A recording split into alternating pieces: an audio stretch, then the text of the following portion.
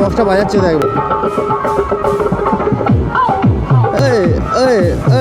গান ফান বাজিয়ে ডিজে ফিজে বাজিয়ে তো ওপরে বসে বসে নাচছে, স্ট্যামিনা আছে এদের। হ্যাঁ ভিডিও বানতে তো उससे भी बनता है इससे भी बनता है, आईडी इधर है इधर है। এই যে এই ধরনের বাইক, ও বাইক চালাচ্ছে না, বাইক ওকে চালাচ্ছে সেটাই বোঝা যাচ্ছে না। তো গুড মর্নিং বন্ধুরা, আমরা কিন্তু এই মুহূর্তে আছি হচ্ছে তাজমহলের শহর আগ্রাতে। আর কালকে রাত্রে একটা লম্বা জার্নি করে আমরা এসে পৌঁছেছিলাম আগ্রায়। এখান থেকে আগ্রার তাজমহলের ডিস্টেন্স হচ্ছে 100 কিলোমিটার। আমরা এখানেই কালকে রাত্রিবেলা ডিনার করে কিন্তু এখানেই আমরা রুম পেয়ে গেছি, তো এখানেই আমরা থেকে গেছিলাম। আর পাশেই রয়েছে হচ্ছে NH-19, একদম হাইওয়ের গায়েতেই কিন্তু হোটেলটা। তোমরা হয়তো দেখতে পাবে বাসে এপাশে এদিক দিয়ে গাড়ি যাচ্ছে। এখন দাঁড়িয়ে আছি আমি বারান্দায়, এখান থেকে সামনের ভিউটা কিন্তু ফাটাফাটি। এখান থেকে একটা রেল লাইন গেছে আর ট্রেন যাচ্ছে, দারুণ লাগছে, দারুণ দেখতে। তোমাদের একবার দেখাই, ওই ওখান থেকে ট্রেন লাইন গেছে একটা, ওখান থেকে কিন্তু মাঝে সাঝে একটা করে ট্রেন যাচ্ছে, সুন্দর লাগছে। ভেবেছিলাম এখান থেকে একবার ড্রোন ওড়াবো। একই আমরা অনেক লেট, এখন কিন্তু প্রায় 12টা বাজে। আর ওইসব করে সময় নষ্ট করতে চাইছি না, যা হবে রাস্তাতে। তো আপাতত তোমাদেরকে একবার রুমের অবস্থা দেখাই। আমাদের রুমের অবস্থা কিন্তু খুবই খারাপ, মোটামুটি সবাই প্যাকিং করছে। আমাদের রুমের অবস্থাটা ঠিক এরকম আছে।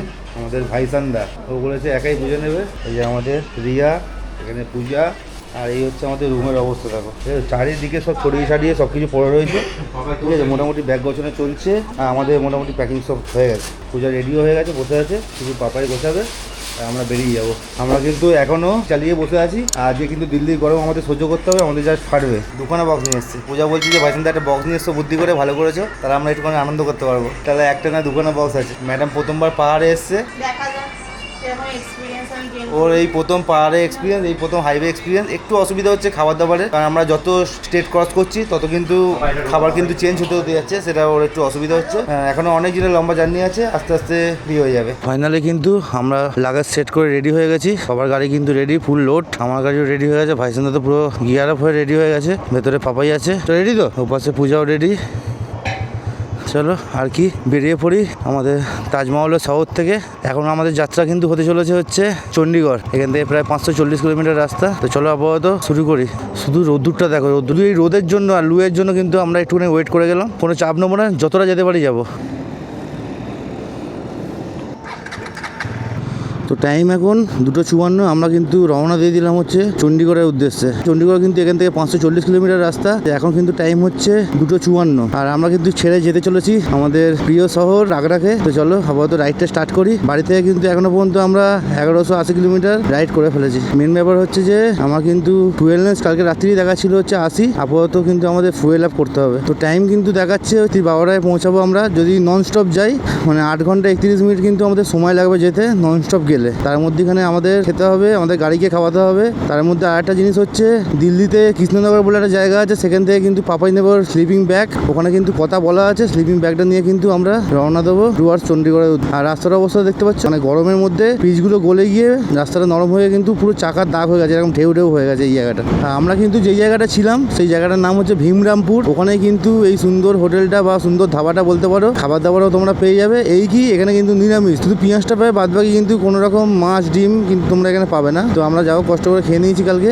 ভীমরামপুর থেকে আমাদের চণ্ডীগড়ের ডিস্টেন্স হচ্ছে 540 কিলোমিটার। আমাদের দিল্লি দিয়েই যাবো আমরা। দিল্লির কৃষ্ণনগরে কিন্তু আমরা ঢুকবো, তার জন্য কিন্তু আমাদের কিছুটা টাইম ওখানে নষ্ট হবে। তো চাপ নিচ্ছি না, আস্তে আস্তে যাবো। যাই হোক, আমাদের মানালি পৌঁছানো অবধি কিন্তু শরীর কোনোরকমভাবে উইক করা যাবে না, তার জন্য কিন্তু আমরা একটু আস্তে আস্তে যাচ্ছি। আমাদের সঙ্গে দুজন মেয়েও আছে, আর ভাইসান্দা আমাদের সঙ্গে প্রথম। ওর কিন্তু কোনো হাইওয়ে রাইডেরও এক্সপিরিয়েন্স নেই, পাহাড়ের এক্সপিরিয়েন্সও খুব কম আছে বলা চলে। একবার গেছিল শুধু পাহাড়ে 2-3 বছর আগে। তাই আস্তে আস্তে যাচ্ছি। ওরও হাঁটুতে সমস্যা হচ্ছে, তার জন্য এত সময় লেগে যাচ্ছে। আমি আর পাপা যদি থাকতাম এতক্ষণে হয়তো আমরা মানালিতে থাকতাম, কিন্তু সেটা বললে তো হবে না। একসাথে আমাদের সঙ্গে বিশ্বাস করে এসছে, ওর বাড়ির লোকও ভরসা করে আমাদের সঙ্গে পাঠিয়েছে, সুতরাং সে ফিরতে হবে, টাইম যতই লাগুক। তোমাদের সবার উদ্দেশ্যে এটাই বলবো, কোনো রকম ডেস্টিনেশন ঠিক না করে বেরিয়ে তোমরা এরকম ফ্রিলি রাইডটাকে এনজয় করো। সেই হাইওয়ে হোক আর পাহাড়, শরীরকে ডিহাইড্রেট করো না, হাইড্রেটেড রাখো, বেশি করে জল ফল খাও। আমরাও কিন্তু প্রচুর পরিমাণে জল খাচ্ছি, আর প্রচুর কিন্তু আমরা ওআরএস খাচ্ছি, আর চেষ্টা করছি একটু হালকা ফুলকা খাবার খাবার। হ্যাঁ, আমরা যেহেতু গাড়ি চালাচ্ছি, আমরা 3 জন কিন্তু খাচ্ছি না। ভাত খাবার মধ্যে পূজা খাচ্ছে, আর রিয়া আছে আমাদের সাথে, রিয়া খাচ্ছে।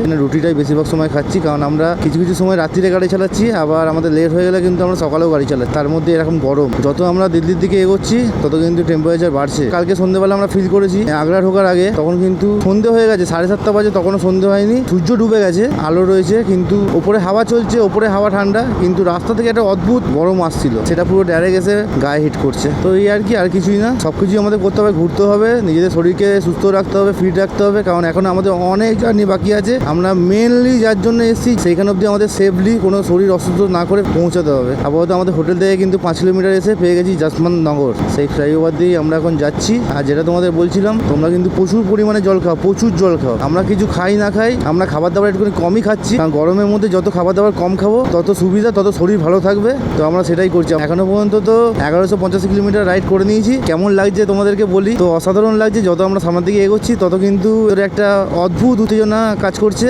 অন্যান্য রাইডের ক্ষেত্রে যতটা আনন্দ লাগে, এক্সাইটেড থাকি আমরা, তার থেকে কিন্তু এখানে দ্বিগুণ পরিমাণে কিন্তু আছে যে কতক্ষণে আমরা পৌঁছাবো। কত আপাতত এইচপি পাম্পে চলে এসেছি, আমাদের গাড়িকে পেট ভর্তি করাতে হবে। এখানে কিন্তু পেট্রোলের দাম হচ্ছে 102 টাকা 7 পয়সা। जिधर ऑटो कार्ड हो जाएगा ना उधर छोड़ दीजिएगा। तो আমার তেল গেছে হচ্ছে 9.52 লিটার আর 971 টাকা 70 পয়সা। थोड़ा इधर आओ भाई, निकाल दे दो। আমার তেল নেওয়া কমপ্লিট। এবার পাপাই নিচ্ছে। গরমের মধ্যে বেশি নিস না, একটু এয়ার পাসের জন্য গ্যাপ রাখতে পারতিস। পাপাই কিন্তু তেল গেছে হচ্ছে 800 টাকা 7.84 লিটার। এবার কিন্তু আমাদের টান যেতে হবে। টাইম কিন্তু হয়ে গেছে 3:05। চলো পাপাই তেল ভরা কমপ্লিট, বেরিয়ে পড়ি। পাপাই আবার দাঁড়িয়ে পড়েছে হাওয়া চেক করাতে। তোমাদের একটা জিনিস দেখিয়ে দিই, বেরোবার সময় কিন্তু আমাদের সব ফগ লাইট কিন্তু কভার করে দিয়েছে। পাপাই কিন্তু অলরেডি মোজা লাগিয়ে দিয়েছে, আমারও সামনে কিন্তু কভার লাগানো আছে। প্রত্যেকে কিন্তু অনেক জায়গাতে গাড়ি ধরছে ফগ লাইটের জন্য, তাই রিস্ক নিইনি। আগ্রাতে যদি তোমরা দিনের বেলা রাইড করো তাহলে কিন্তু কভার আপ করে নিও। হ্যাঁ वीडियो बनता था, उससे भी बनता है, इससे भी बनता है। तुमको हम ले लिया वीडियो में। तुम्हारा नाम क्या है? इस जगह का नाम क्या है? हबीबपुरा। आईडी इधर है, इधर है।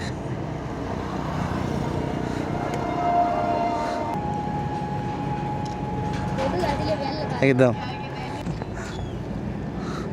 গাড়ির পেট ফুল করে দিয়েছি, মানে আমার পার্টনারের পেট ভর্তি, পার্টনারের পায়েরও পেট ভর্তি করে দিয়েছি, মানে আমাদের চাকাতেও হাওয়া ভরে নিয়েছি অলরেডি। এবার আমাদের খাবার পালা। তো আমার ফুয়েল রেঞ্জ দেখাচ্ছে 370 কিলোমিটার আর 29 করেই মাইলেজ দিচ্ছে। বাড়ি থেকে কিন্তু আমরা 1187 কিলোমিটার কিন্তু চলে এসেছি।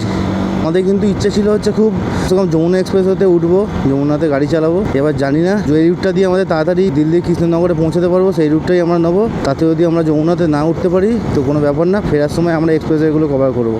আমরা কিন্তু মথুরা, ফরিদাবাদ, নিউ দিল্লি, পানিপথ, কার্নাল, কুরুক্ষেত্র, আম্বালা হয়ে চণ্ডীগড় চলে যাব। তার মাঝখানে আমরা শুধু একবার স্লিপিং ব্যাগটা নেওয়ার জন্য ঢুকবো। দেখো রাস্তাগুলোর অবস্থা দেখো, গরমে প্রতিটা রাস্তা এরকম ঢেউ হয়ে গেছে, পিচ নরম হয়ে গেছে, লরিগুলো গেছে আর ঢেউ হয়ে আছে। কি অবস্থা! এগুলোতে গাড়ি চালানো কিন্তু খুব রিস্ক, এগুলো কিন্তু একটু সাবধানে যেতে হবে।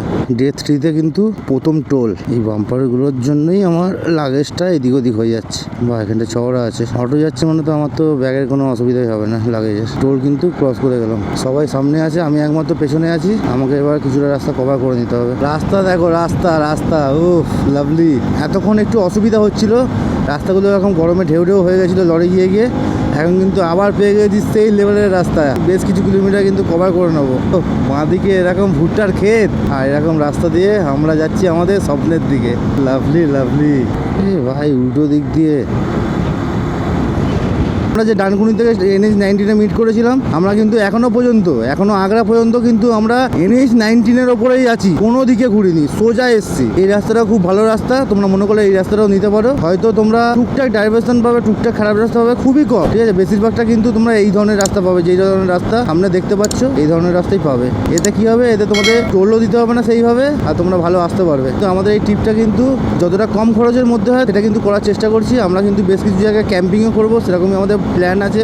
আর খাবার দাবার আমরা বেশিরভাগ জায়গাতে আমরা নিজেরা রান্না করেই খাবো। আজও কিন্তু সকালবেলা আমরা ব্রেকফাস্ট করিনি, আমাদের কাছে কেক, বিস্কুট এই সবগুলো ছিল, এগুলো কিন্তু আমরা খেয়েছি। খেয়ে দিয়ে আপাতত বেরিয়ে পড়েছি। এবার একবারে লাঞ্চ করবো, লাঞ্চ করে কিন্তু রাইডটা কন্টিনিউ করবো। তো এত কষ্ট করে কিন্তু গরমের মধ্যে রাত জেগে কিন্তু রাইড করছি, তোমরা যদি একটুখানি সাপোর্ট করো তাহলে কিন্তু ভালো লাগবে। তবে তো ইচ্ছা হবে আরও নতুন ভিডিও তোমাদের জন্য নিয়ে আসি, আমরাও একটু এক্সপ্লোর করি, তোমাদেরকে একটু দেখাই। তো তোমরা এখনও যারা সাপোর্ট করছো না, যারা দেখছো দেখে স্কিপ করে যাচ্ছো বা পাশে থাকছো না, তাদেরকে রিকোয়েস্ট করবো যে তোমরা একটুখানি সাপোর্ট করো, তাহলে একটু ভালো লাগবে। আর কারণ এতদিন ধরে রাইড করছি, সোশ্যাল মিডিয়াতে হয়তো আমি জনপ্রিয় নয়, তোমরা আমাকেও একটা সুযোগ দাও যাতে আমিও নিজের জায়গাটা করতে পারি বা কিছু।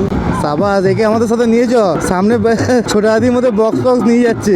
বাইসন আমার পেছনে আছে, কি জোরে বক্সটা বাজাচ্ছে দেখ, শুনতে পাচ্ছিস? তুই শুনতে পাচ্ছিস?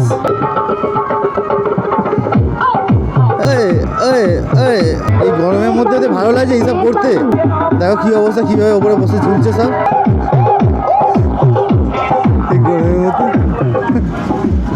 গরমের মধ্যে গান ফান বাজিয়ে ডিজে ফিজে বাজিয়ে সব ওপরে বসে বসে নাচছে। স্ট্যামিনা আছে এদের অ্যাকচুয়ালি অভ্যেস হয়ে গেছে এত গরমে থাকার, আমাদের অভ্যেস নেই। আমাদের ওখানে মোটামুটি 30-35 হয়ে গেলেই আমাদের মানে মাথা খারাপ হয়ে যায়। আমরা কিন্তু এখন যতটা গরম পাবো আর 2-1 দিনের মধ্যে কিন্তু আমরা ততটাই কিন্তু ঠান্ডাতে পৌঁছে যাবো। পুরো উল্টোটা হবে, তখন কিন্তু শরীর খারাপ হতে পারে। গরমে রাইড করতে কেমন লাগছে পূজা পেছন দিয়ে আমাকে জিজ্ঞেস, ভালোই লাগছে, একটু ফাটছে, বেশি ফাটলে ধোঁয়া ফোয়া বেরোবে। এই দাদা দিল্লি হচ্ছে 252 কিলোমিটার, এখনো টাইম হয়ে গেছে হচ্ছে 4:05 এখনো, তাই রোদ্দুরে কত তেজ, মারাত্মক গরম লাগছে। আমি পুরো ভেতরে ঘামছি, কিন্তু গাড়ি চললে অতটা গরম লাগছে না, কিন্তু কোথাও দাঁড়ালে হেভি গরম লাগছে। এই যে হেলমেটের কাঁচটা নামানো আছে, ভেতরে কিন্তু আমি পুরো ঘেমে যাচ্ছি, রীতিমতো ঘামগুলো দুই করে নামছে। হোটেল থেকে প্রায় 60 কিলোমিটার মতো রাইড করে চলে এসেছে হচ্ছে মাখনপুর। আর এই ফ্লাইওভারটা দিয়ে পাস করছি, বাঁদিকে কিন্তু একটা সুন্দর মন্দির দেখা যাচ্ছে, ভোলে বাবার মন্দির, ভোলে বাবা হর হর মহাদেব। এখানে ডিভাইডারে দেখো কত সুন্দর সুন্দর ফুলের গাছগুলো হয়ে আছে, খুব সুন্দর লাগছে। এত বড় বড় গাছ থাকার কারণে কিন্তু রাত্রিবেলা কিন্তু কোনো ডিস্টার্ব আসবে না ওই লেন থেকে। নাহলে সাধারণত ওই লেন থেকে এই ডিভাইডারে গাছগুলো কম থাকলে পুরো ডাইরেক্ট চোখে লাইটটা লাগে। এইসব লাইটগুলো লাগাচ্ছে এখন, এইসব লাইটগুলো জ্বলে গেলে কিন্তু রাত্রিবেলা কোনো ফগ লাইটের দরকার পড়বে না এইসব রাস্তাগুলোতে। দারুণ আলো থাকবে, দারুণ। ও বাঁদিকটা একবার দেখো কি লাগছে, দারুণ সুন্দর এই জায়গাটা, দারুণ সুন্দর। দেখো ভুট্টাগুলো পুরো গোল্ডেন হয়ে আছে, গোল্ডেন। ফিরোজাবাদ এটা দিয়ে সামনে একটা পাম্প থেকে দাঁড়াতে হবে, ভাইসান্দা তেল ভরবে। আমি আর পাপাই তেল ভরে নিয়েছি। দিল্লি এখনো 237 কিলোমিটার। ফিরোজাবাদ কিন্তু এখান দিয়েও ঢোকা যায় বাঁদিক দিয়ে।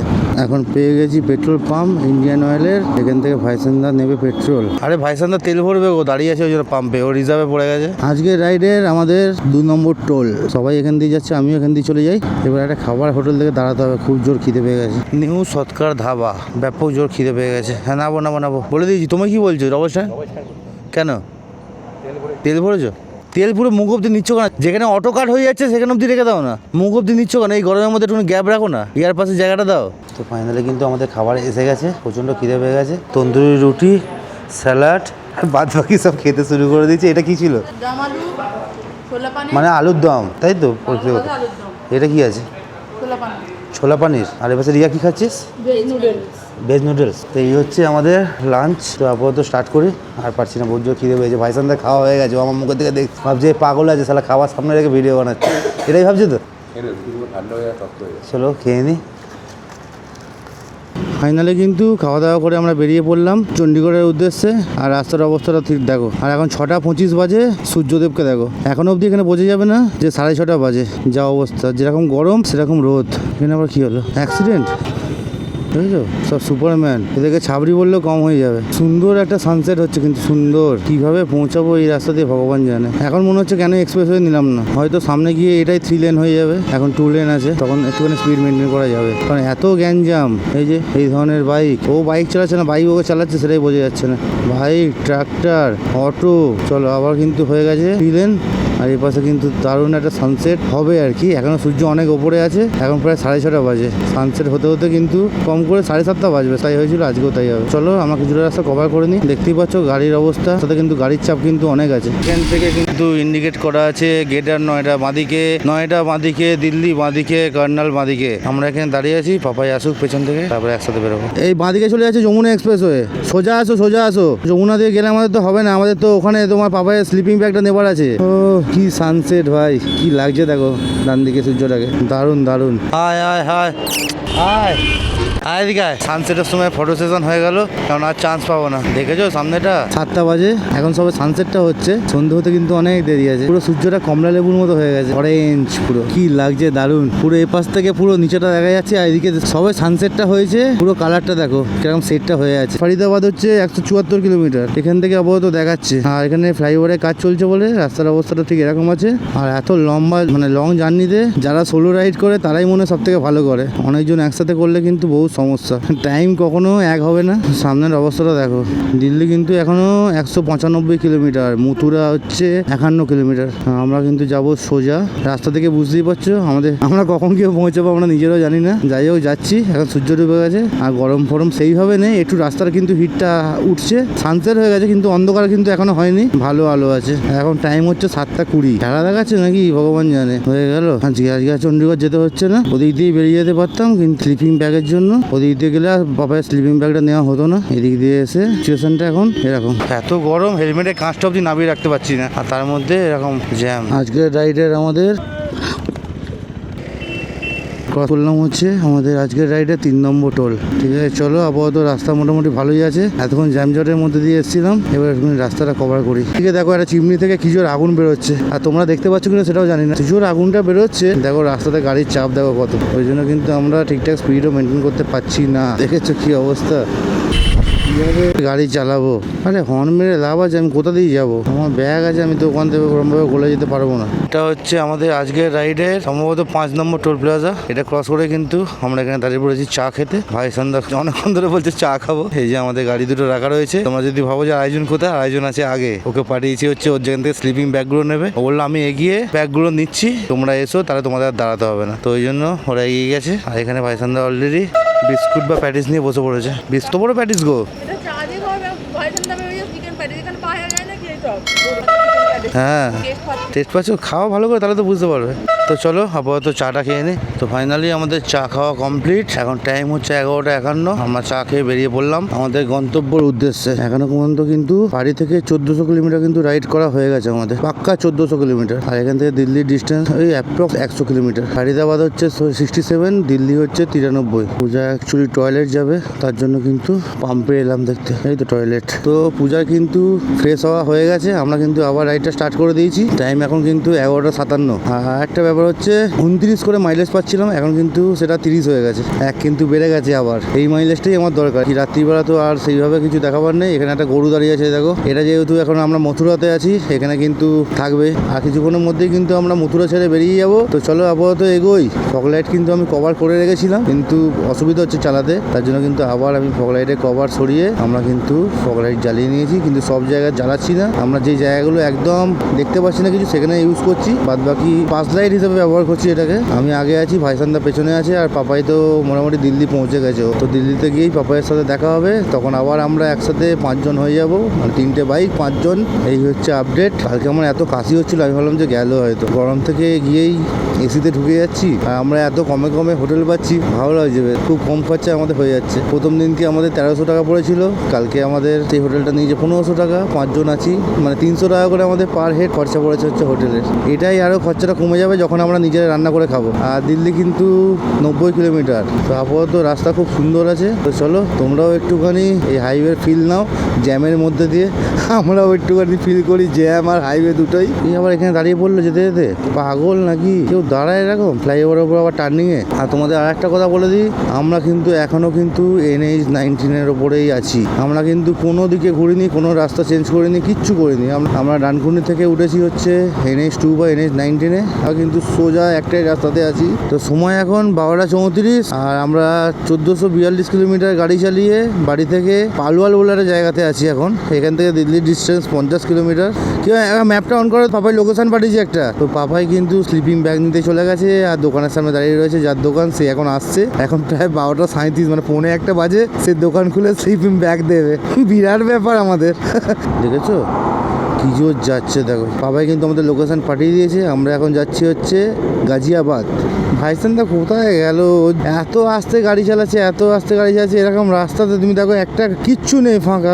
কি করছে ভগবান জানে। কত আস্তে যাবো, ওর জন্য দেখো আমি 55-54 গাড়ি চালাচ্ছি। দিল্লি 43 কিলোমিটার বাকি।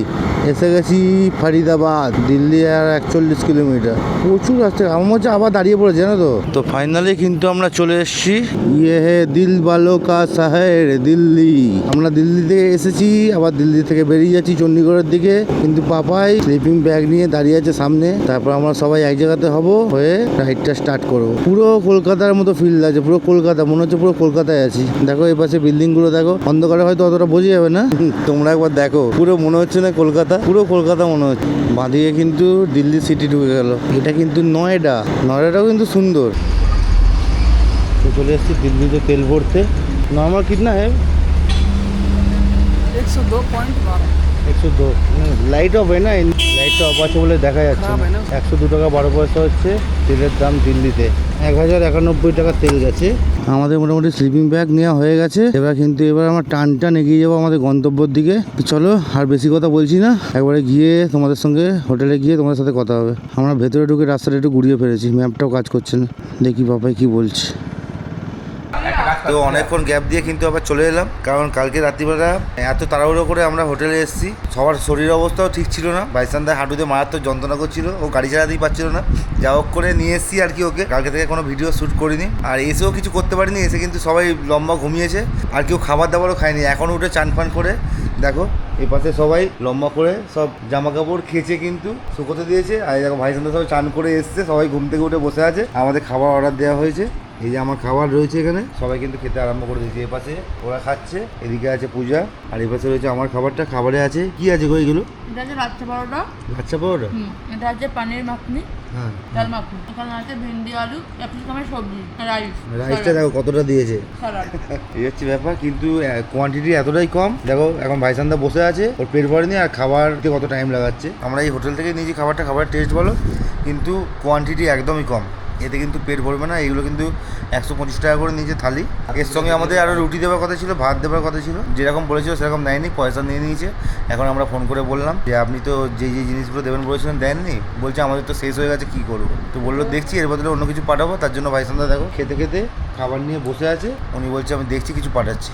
এই হচ্ছে ব্যাপার। আমরা এখন রুমেই আছি। তো কালকে কিন্তু আমরা এগিয়ে যাবো হচ্ছে পাহাড়ের দিকে। আজকে কিন্তু আছি হচ্ছে চণ্ডীগড়ে। আর আজকে আমাদের পুরো রেস্ট ডে, সারাদিন রেস্ট নিয়েছি, ঘুমিয়েছি। এখন খাবো দাবো, একটু বাইরে যাবো, কারণ ক্যাম্পিংয়ের জন্য আমাদের কিছু আনাজ বা কি চাল ফাল কেনার আছে, এগুলো শুধু বাইরে থেকে কিনে আনবো। পারমিট আমাদের করা হয়ে গেছে, পারমিটে শুধু একটা প্রিন্ট আউট নেবো, এসে আবার ঘুমিয়ে পড়বো। কালকে সকালে কিন্তু ইচ্ছা আছে 5টার সময় রাইডটা স্টার্ট করার। মানালিতে আমাদের থাকার ইচ্ছা নেই, আশা করবো হচ্ছে মানালি থেকে এগিয়ে যাওয়ার। এই হচ্ছে আপডেট। হোটেলের ভেতরটা তোমাদের একবার দেখাই, রুমের ভেতরটা। দেখো এখানে একটা ফ্রিজ আছে, টিভি, যেটা আমাদের কোনো কাজে লাগে না। বিরাট বড় রুম, বিরাট বড়। এপাশে রয়েছে এসি, ওখানে ফ্যান, এখানেও ফ্যান। ফ্যানগুলো কিন্তু আবার রিমোটে চলে, বিরাট ব্যাপার। আর খাটগুলো হচ্ছে স্টিলের। এই হচ্ছে রুম। হোটেলের যে অনার আছে তার হেভি শখ গাছের। পুরো হোটেলটাতে কিন্তু গাছ দিয়ে সাজানো, দারুণ সাজানো, দারুণ। আর নাম্বারটা তোমার সঙ্গে শেয়ার করে দেবো, আর না হলে কিন্তু কালকে সকালে বেরোনোর সময় তোমাদেরকে দেখিয়ে দেবো। তো এখন আর বেশি কিছু বাড়াচ্ছি না, এখন কিন্তু খাওয়া দাওয়া করে আমরা সোজা দেবো হচ্ছে ঘুম। নেক্সট ব্লগে কিন্তু তোমাদেরকে হোটেলের আউটসাইডটা দেখিয়ে দেবো। আপাতত এই ভিডিওটা, এই সিরিজটা কিন্তু এখানেই শেষ করলাম। Tata, good night.